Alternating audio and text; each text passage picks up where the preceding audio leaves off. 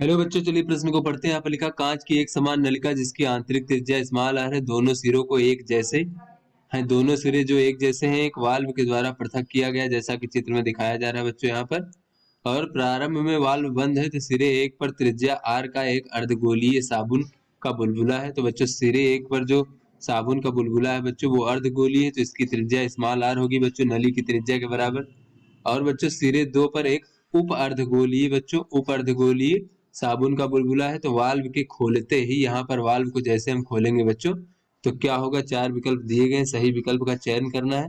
तो चलिए बच्चों अपने प्रश्न को की मूल अवधारणा को हम देख लेते हैं बच्चों इस प्रश्न की मूल अवधारणा में हम देख लेते हैं कि कोई हमारा बच्चों साबुन का बुलबुला है इस प्रकार से। तो बच्चों साबुन के बुलबुले के भीतर भी वायु होती है, बाहर भी वायु होती है।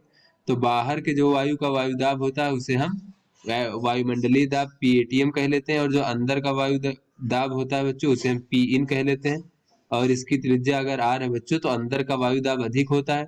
तो बच्चों कितना अधिक होता है बाहर से, तो इन दोनों को घटा देंगे इस प्रकार से, तो ये होता है बच्चों 4T भागे कैपिटल आर, जहां पे टी क्या है बच्चों, पृष्ठ तनाव है, कैपिटल आर क्या है, ये साबुन के बुलबुले की त्रिज्या है। तो चलिए बच्चों अपने प्रश्न को हल कर लेते हैं। तो यहाँ पर बच्चों कहा जा रहा है कि सिरे एक पर अर्धगोला है बच्चों आर त्रिज्या का, और सिरे दो पर एक उप अर्धगोलीय है। तो यहाँ पर बच्चों हम देख लेते हैं, ये सिरे एक पर जो त्रिज्या है बच्चों ये R1 मान लेते हैं, इसका मान R के बराबर है। और यहाँ पर त्रिज्या हम R2 मान लेते हैं, या फिर इस प्रकार से मान लेते हैं बच्चों, देख लेते हैं।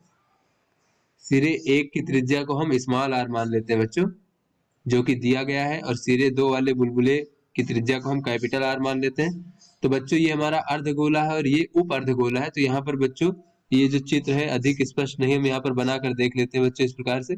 ये नली का हमारा ये सिरा है बच्चों यहाँ पर, और यहाँ पर भी बच्चों ये हमारा सिरा है इस प्रकार से, दोनों की त्रिज्याएं समान है इस प्रकार से। तो बच्चों हम यहाँ पर देख लेते हैं कि अगर यहाँ पर बच्चों ये सिरा एक है, ये हमारा सिरा दो है, तो यहाँ पर बच्चों अगर अर्धगोला है इस प्रकार से, तो बच्चों इसका जो पूरा गोला होगा वो इस प्रकार से होगा बच्चों।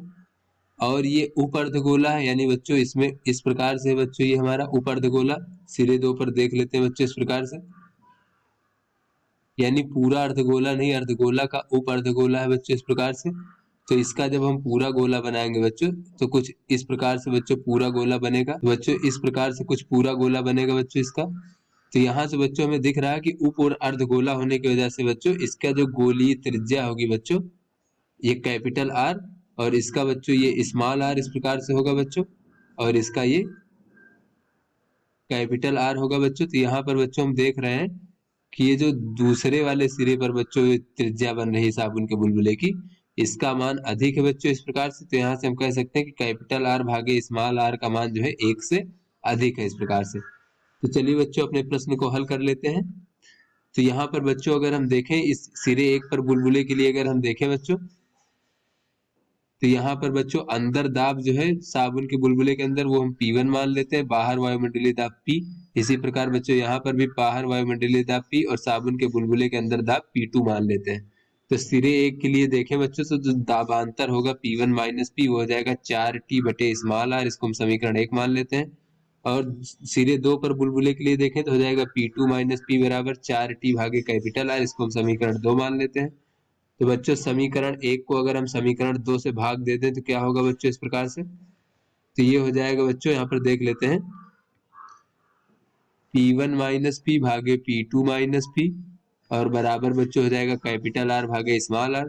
तो बच्चों कैपिटल आर भागे स्मॉल आर का मान एक से बड़ा होता है, तो यहाँ से हम कह सकते हैं बच्चों कि P1 माइनस पी और भागे बच्चों P2 माइनस पी, इसका मान भी एक से बड़ा होगा। यानी बच्चों हम कह सकते हैं P1 माइनस पी बड़ा होगा P2 माइनस पी से, तो बच्चों में माइनस पी कट जाएगा, यानी P1 बड़ा होगा P2 से। यानी बच्चों जो बुलबुले एक में जो दाब है उसका मान अधिक होगा बुलबुले दो के दाब से।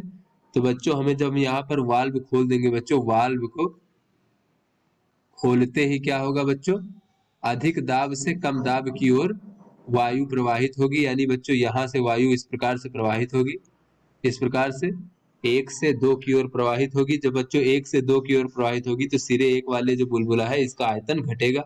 तो यहाँ से बच्चों पहला विकल्प देखें बच्चों, तो सिरे वायु सिरे एक से सिरे दो की ओर बहती है लेकिन बुलबुलों के आयतन में कोई परिवर्तन नहीं होता, तो ये बच्चों हमारा गलत है। फिर बी विकल्प है कि वायु सिरे 1 से सिरे 2 की ओर बढ़ती है, सिरे 1 पर बुलबुले का आयतन घटता है। तो बच्चों ये हमारा सही विकल्प है। जब सिरे 1 से जब वायु बहेगी तो सिरे 1 वाले बुलबुले का आयतन घटेगा और सिरे 2 वाले बुलबुले का आयतन बढ़ेगा। फिर बच्चों सी विकल्प है कोई परिवर्तन नहीं होता, ये भी गलत है। वायु सिरे 2 से 1 की ओर बहती, बच्चों ये भी हमारा गलत है। अतः बी विकल्प हमारा सही विकल्प है। तो आशा करते हैं आपको समझ में आ गया होगा। धन्यवाद।